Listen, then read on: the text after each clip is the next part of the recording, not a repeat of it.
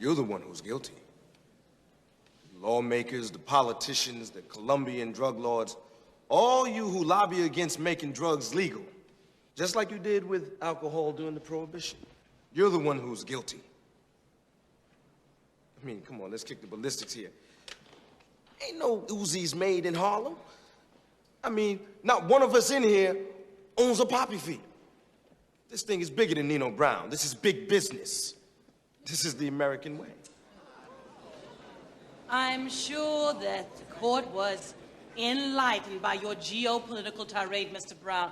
Unfortunately, society at large is not on trial here. You are Mr. Brown.